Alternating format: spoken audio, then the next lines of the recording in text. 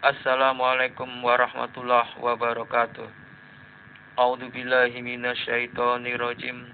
Bismillahirrahmanirrahim. Alhamdulillahirabbil alamin. Assalatu wassalamu alayka asrafil anbiya'i wal mursalin sayyidina wa maulana Muhammadin sallallahu alaihi wasallam. La ilaha illallah wahdahu la syarikalah, lahul mulku walal hamdu yuhyi wa yumit wa huwa ala kulli syai'in qadir. Amma ba'du. Muslimin muslimat yang berbahagia, berikut ini akan saya sampaikan hadis arba'in, hadis yang ke-30 mengenai menahan diri pada batasan-batasan syariat. An Abi Sa'labal Husaini Jusum Nasiri radhiyallahu anhu an Rasulillahi sallallahu alaihi wasallam qol inna Allah ta'ala farada faraida fala tudayyi'uha wa hadda hududan fala ta'taduha فحرم أشياء فلا تنتهكوها وسكت عن أشياء رحمة لكم غير نسيان فلا تبحثوا عنها. Hadis Hasan rawahu Daraqutni wa ghairu. Dari Abu Sa'labah Al-Kushani Jursum bin Nasir radhiyallahu anhu, dari Rasulullah SAW beliau bersabda, sesungguhnya Allah telah menetapkan beberapa kewajiban, maka jangan kalian menyia-nyiakan, dan telah menetapkan batasan-batasan, maka jangan kalian melampauinya, dan telah mengharamkan beberapa hal, maka jangan kalian melanggarnya. Dan Dia Allah telah mendiamkan beberapa hal sebagai rahmat kasih sayang bagi kalian, bukan karena lupa, maka jangan kalian membahasnya.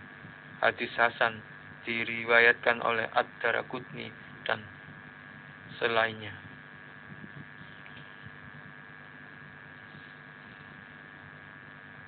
Demikian telah saya sampaikan hadis arba'in, hadis yang ke-30 mengenai menahan diri pada batasan-batasan syariat.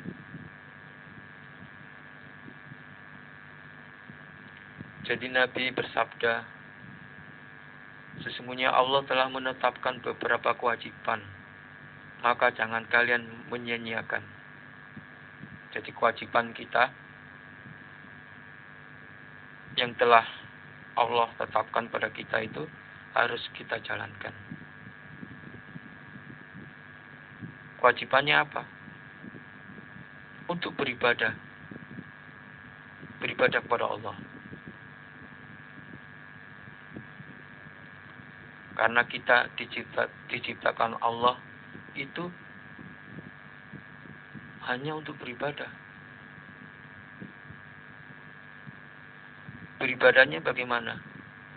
Rasulullah telah mencontohkan kepada kita bahwa ibadah kita yang utama adalah sholat, yaitu sholat 5 waktu, sholat subuh, sholat duhur, sholat asar, sholat maghrib, dan sholat isya, 5 waktu.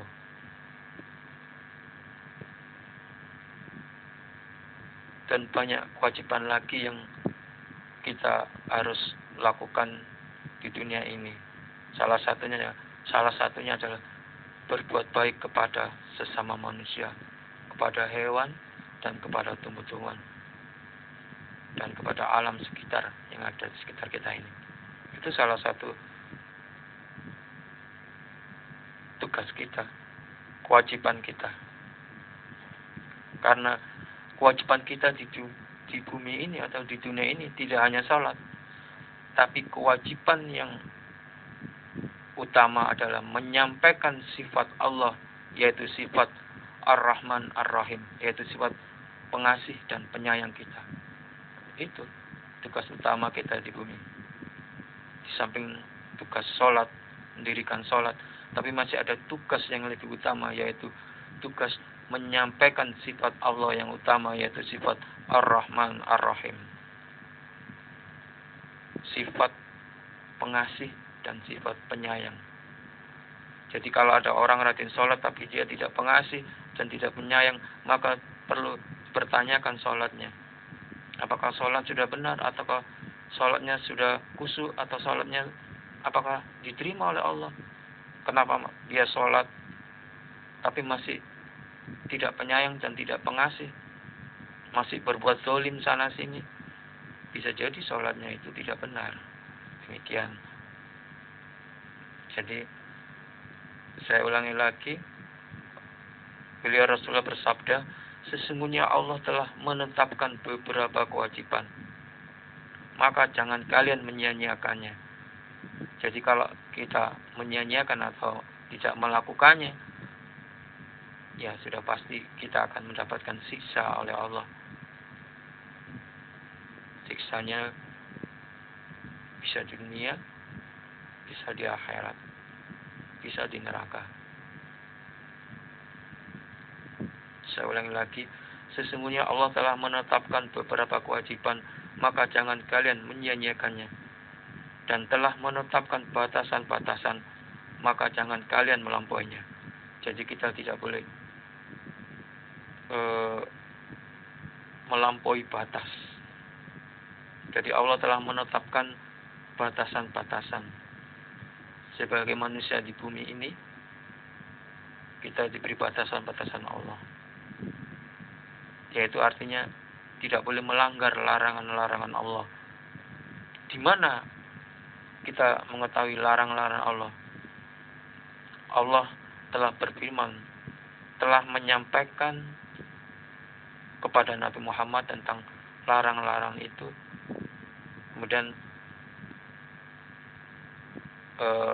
firman Allah itu dikumpulkan, ditulis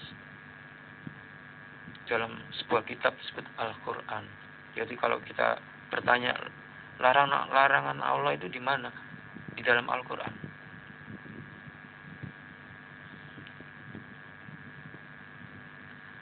Banyak sekali larangan-larangan. Contohnya tidak boleh berzina, tidak boleh mencuri, tidak boleh zalim sama orang, tidak boleh ngerasani orang, tidak boleh memukul orang, tidak boleh memfitnah orang, tidak boleh benci sama orang. Jadi itu adalah batasan-batasan yang telah Allah tetapkan, dan jangan kita melampauinya. Melampauinya berarti kita melanggarnya. Konsekuensinya kalau kita melanggar, maka itu dihitung dosa.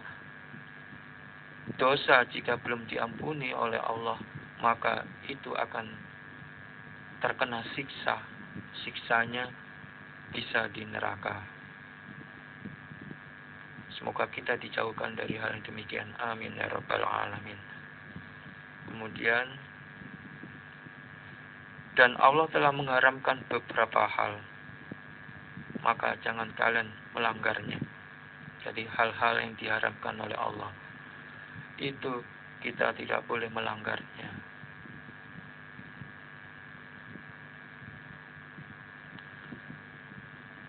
Dan Allah telah mendiamkan beberapa hal sebagai rahmat kasih sayang bagi kalian.